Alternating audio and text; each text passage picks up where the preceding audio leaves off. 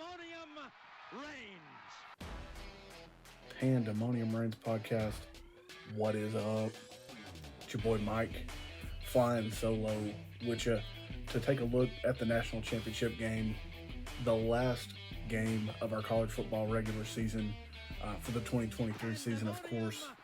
Don't I say every time that I come on here solo, don't I come on here and say, and also when Dan's with me, don't I say to soak it up, to enjoy it, because, well, Monday night's game is approaching, whether we want it to or not, at a rate that we have no control over. Time has just flown.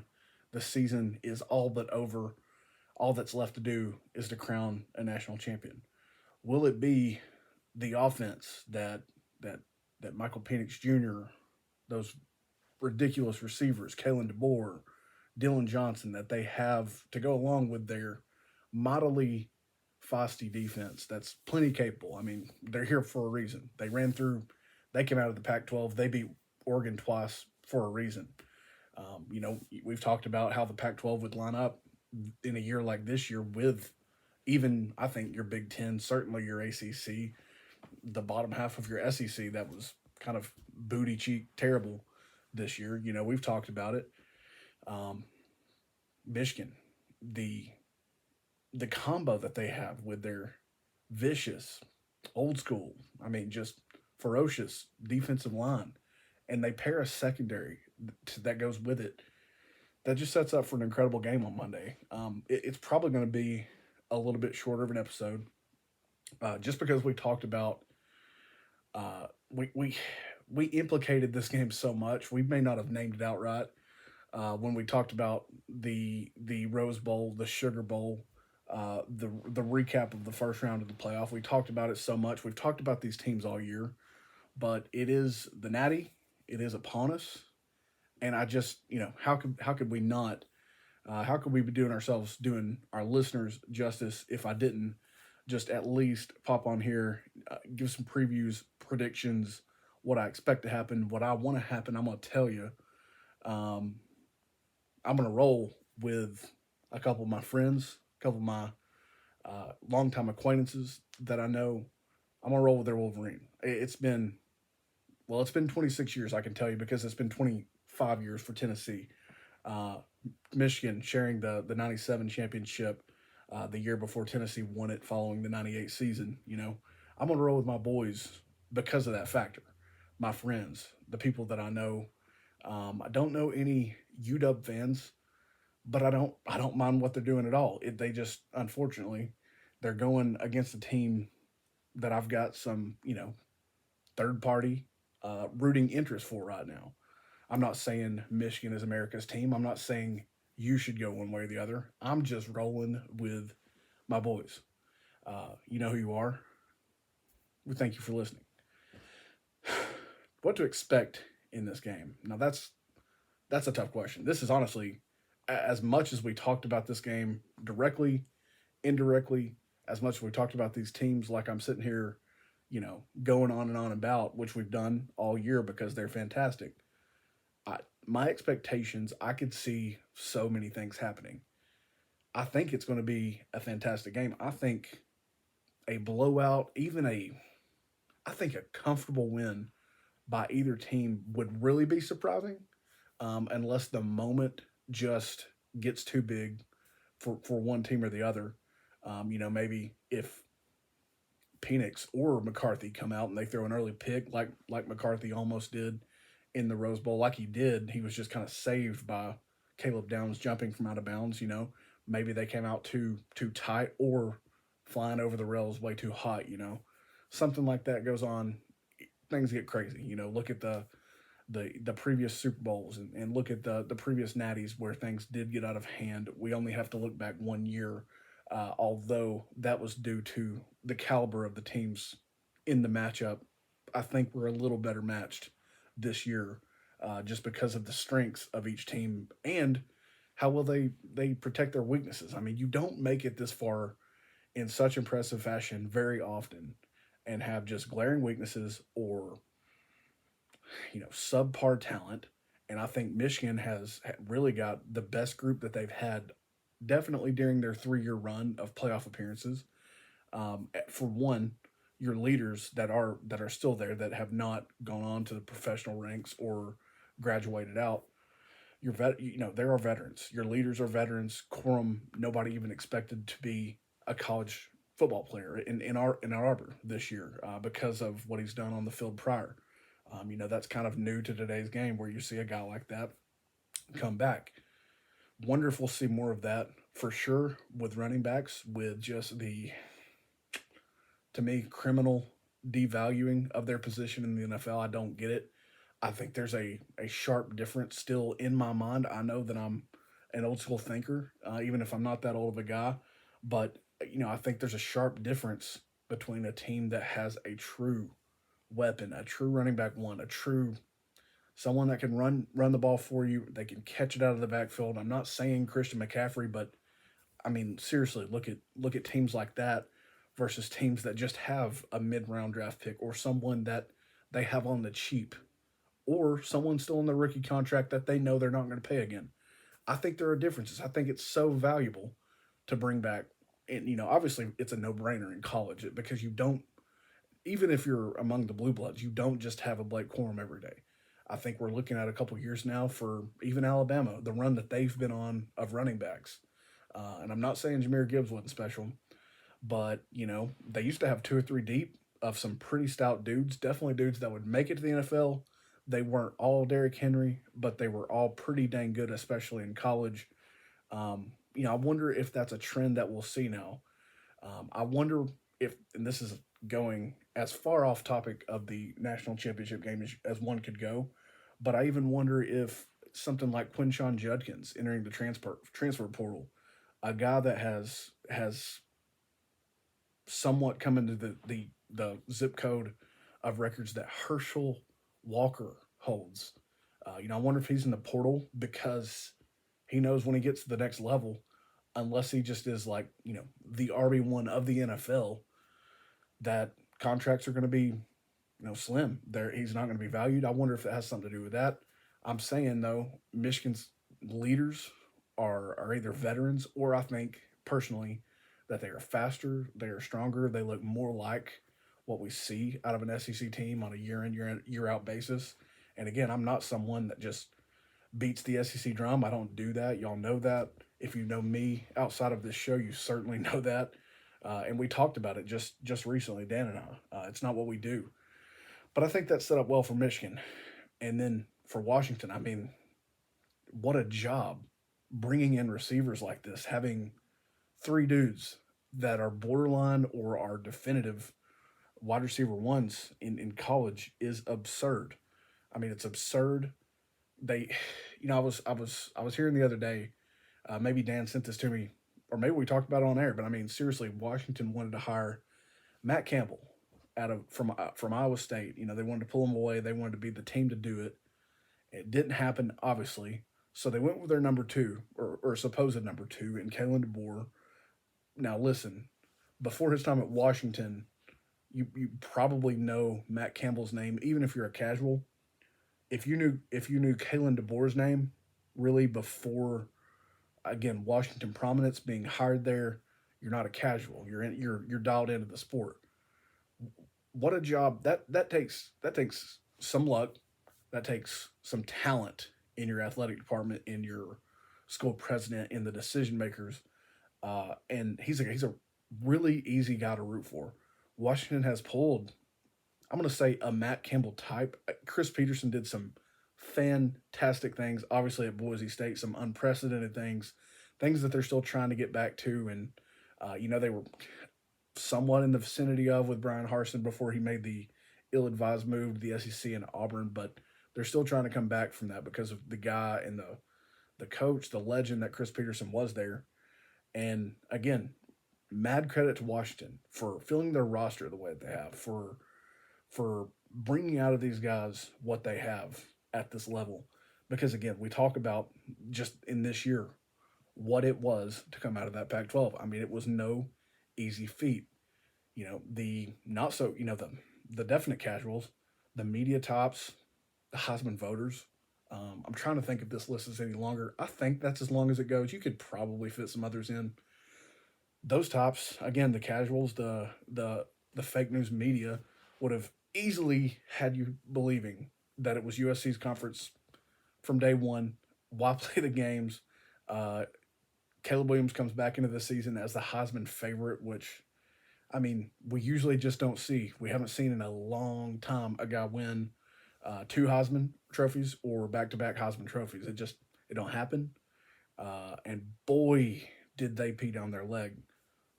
Despite USC being what they were, despite Colorado hiring the coach of the year and Deion Sanders in a team that went 4-8, those were not your top teams, not even close to your toughest teams. I think in the Pac-12. We talk about the Utahs, the surging Arizonas. Cal doing some things that nobody expected them to do. It's a conference that's playing as if they're on the rise. Unfortunately, they are breaking up. The whole band is being broken up with your bottom two, so to speak, in what have been good teams going to the Mountain West. But again, not an easy conference to pull through the way that they did. What is still and maybe will always be, especially if Washington wins this game on Monday night, what will remain the oddest thing to me is that between their first win over Oregon and the follow-up win over Oregon in the Pac-12 title game, Washington played some terrible ball. I mean, I was on here weekly saying, keep that up, and you're gonna piss away a playoff run opportunity. Wasn't even a guarantee if you imagine if there were more undefeated teams, you're probably getting left out no matter depending unless somehow you get the Alabama treatment, you're getting left out.